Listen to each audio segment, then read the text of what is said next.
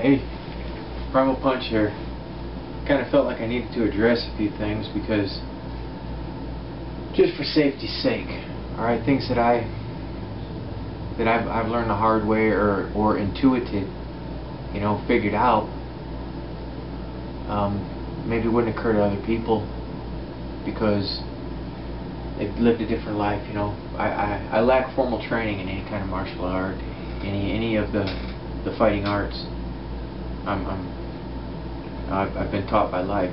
I've learned what works, what doesn't work, and paid attention, So, a few things that I would like to cover, just to be safe. And please, if any of you, think that I've missed an area or haven't covered an area, please feel free to speak up. And the first thing that I want to go over, and this was brought up by Huchik, about the stick bumping against the forearm on the movements, yeah? And this might have been mentioned by Echo as well, I'm uncertain. Okay, you've got the stick bumping up against the forearm here. That's on purpose. And you'll notice if you look at all of my videos, I never fully extend my arm. Save your joints. When you're shadow boxing, throwing punches with the weights, anything, never fully extend, okay? Because you're popping against your joints then, you're forcing your muscles out. And throwing a punch, you'll lack power if you take it all the way out to full extension. You're at like 100% power when your arm's between 80 and 90% flexed. After that, it's a motion that goes against your joints. You see right here is about full power, give or take. So I'd like you to think about that, okay? If you're shadow boxing, you're working with the stick, never fully extend, okay? And listen to your body. If your joints are hurting in a way that you feel is unnatural, then stop. You need to be able to know the difference between your muscles being worked and your joints taking an unnatural strain. So modify to keep yourself safe, okay? Some of the very basics, okay? The very basics. Making a fist. Just roll it down. Keep it tight. Roll it down and keep it tight. And I recommend holding a fist like this, making that perfect fist, and just hold it for 5 or 10 minutes while you're just sitting there. Just hold it tight. And if you do this every day, you'll begin to build calluses, and making a fist will be second nature. You roll it down and lock your thumb over top. If you leave your thumb up like this, it can catch on a punching pad or a heavy bag, and you can really give yourself some injuries. So, a fist, it's kept straight. I recommend a boxing landing right here with most of your punches, okay? And now, I might modify this if I were punching just below the sternum, right into the breadbasket here. I might use a 2-knuckle landing to drop it in and spear in like this, but mostly I'm going to keep a straight line. It's a 3-knuckle landing. Maybe a modification, that slight modification for hitting the solar plexus. So that's a proper fist. I've mentioned it before, I'll mention it again. Okay? Pay attention to how your knuckles feel, how they feel comfortable. And you can do this by just testing on a wall. Where are my knuckles going to hit correctly? Do I want my fist to land like this? Or do I want to turn it over? Feel for yourself. I prefer this. It hits in tight and hard, and I use that mostly, that landing. Hooks. Never have your arm at more than a 90-degree angle, or you risk tearing ligaments and tendons off in your bicep here, and you can really, again, give yourself injuries. Remember, if you injure yourself, you can't train, you lose strength. It's better to not get injured, because you can keep getting stronger and keep the strength you've got. So a hook, never more than a 90-degree. Alright? Never more than a 90-degree. Let me think what else here. Cover the stick, okay? If you're practicing with the stick punches here, the Bauderet, save your joints. Never fully extend on shadow boxing or stick boxing, okay? Never fully extend. On the crown, you never fully extend, okay? You got full power there. You don't need to fully extend. This is extending for you. You know, this is doing the work there.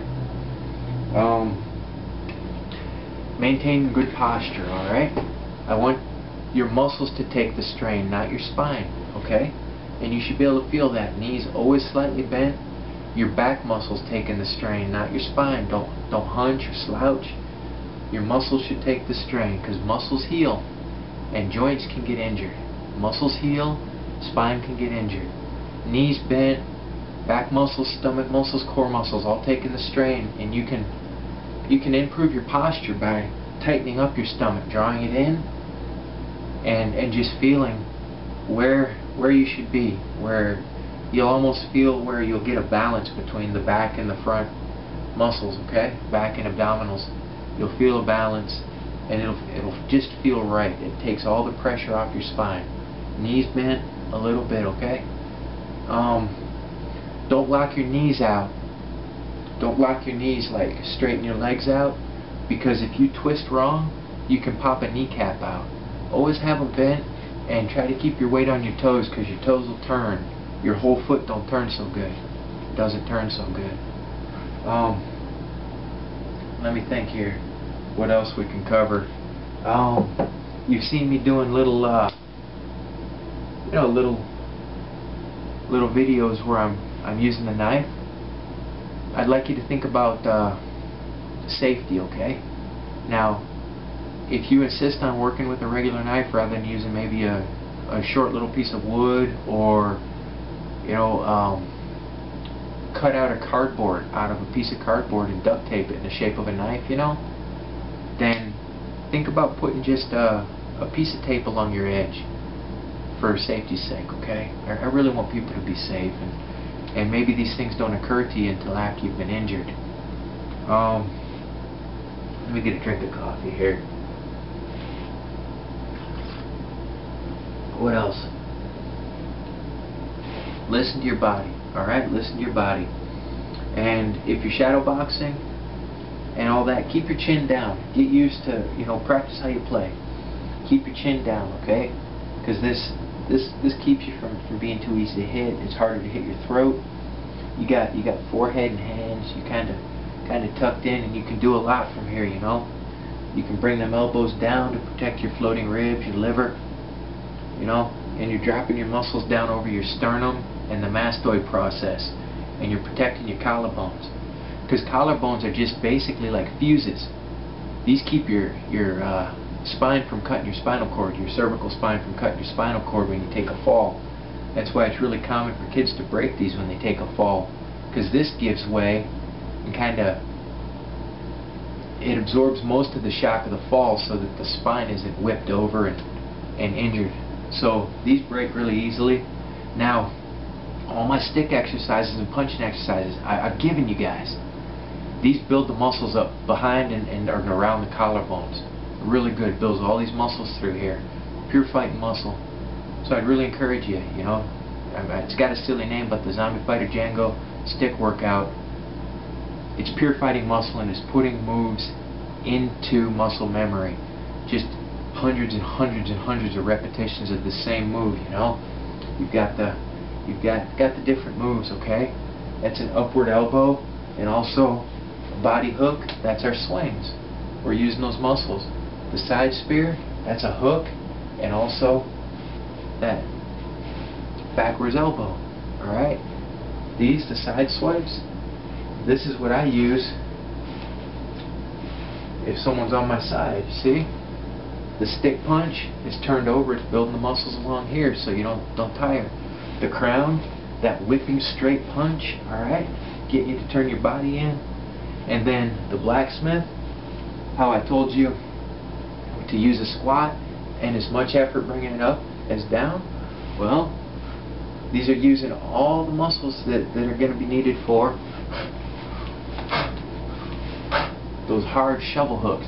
I call them hooker cuts because, I get goofy on the film. And thank you, Barefisted. By the way, check Barefisted out for a lot of good hand conditioning and boxing tips, alright? Stuff that they may consider unconventional now, but it's the old school way to train, So think about that. And all those moves in the Zombie Fighter, they're all fighting moves, alright, that translate over, just all the way around. So I'd like you to do those, and remember, pay attention to your body, and always be safe, okay? And Hoochik, if it's bumping and it's really feeling like, man, this just ain't right, then maybe the style's not right for you. But I'd encourage you to give it a chance and just do the movements easy, because you do get used to it. You can hear where it butts against, and it's just, you know, the muscles build up there, and I don't even feel it unless, okay, this, don't click your elbow, man. You see, I've got this. I really ought to take it off. If the stick were turned this way and it clicks the elbow, oh, it's awful. I don't know why they call it a funny bone, because I've never laughed when I clip that sucker. So, basic safety, okay? Listen to your bodies and just exercise. You guys can do it. You start anywhere. Start anywhere as long as you're doing something. So, thanks for coming by. Punch hard and punch safely.